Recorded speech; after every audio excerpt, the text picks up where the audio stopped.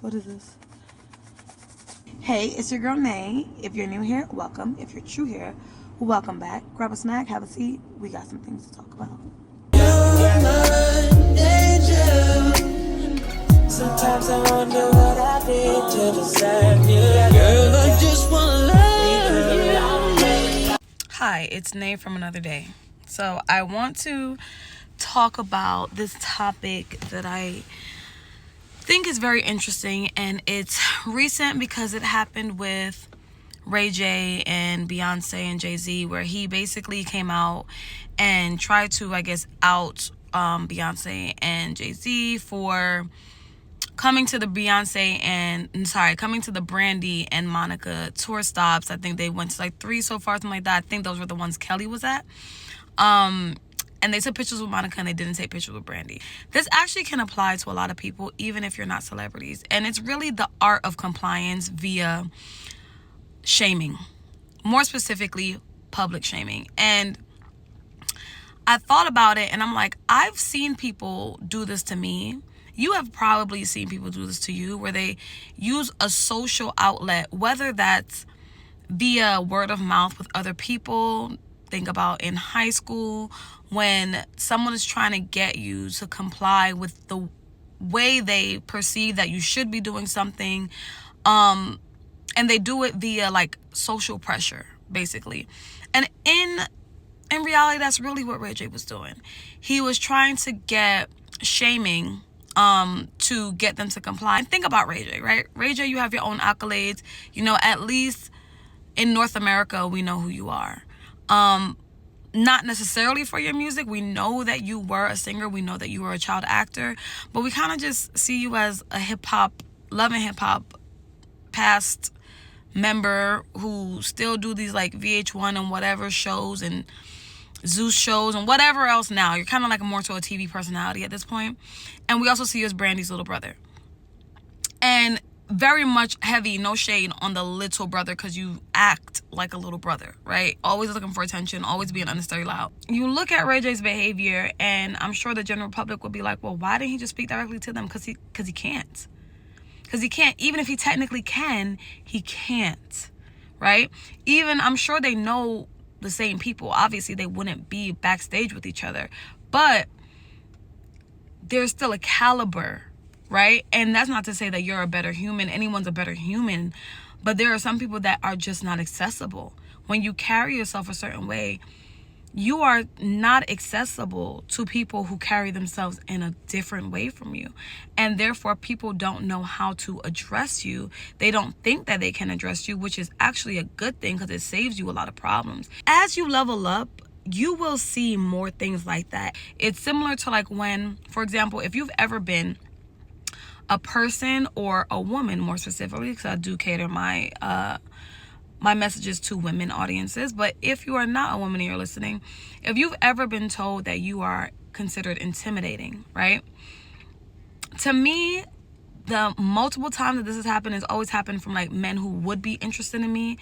I always see it as a positive thing. My response is literally always good.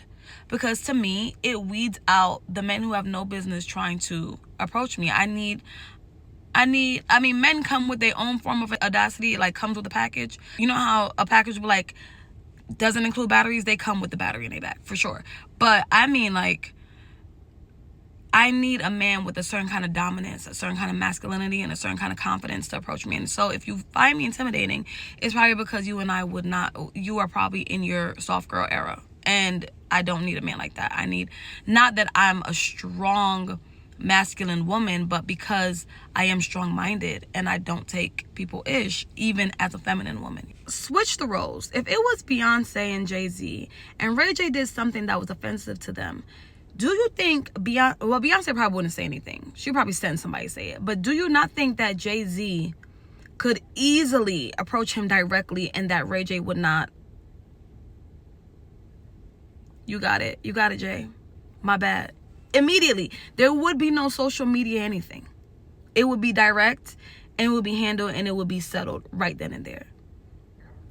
So what I'm saying is when scenarios like that happen to you, I don't don't want to say, oh, you're the Beyoncé and Jay-Z, but realistically, they're very talented people, but they're people, right? So in that situation, yeah, you're the Beyoncé and Jay-Z and they're the Ray J's. Like, and the world is full of them. And definitely don't take it offensively. And I used to think, like, when women that I was close with or cool with, and I think I provided a level of I can't say the word, I know, friendship, right?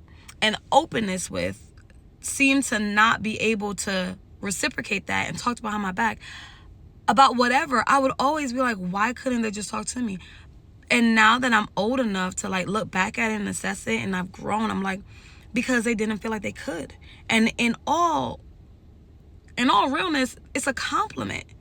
It's a compliment to a certain extent. I get it, because if you're like a social media person or you're a person that's trying to be in the public, you have to be relatable, but that does not mean that you have to be available for people's bullshit.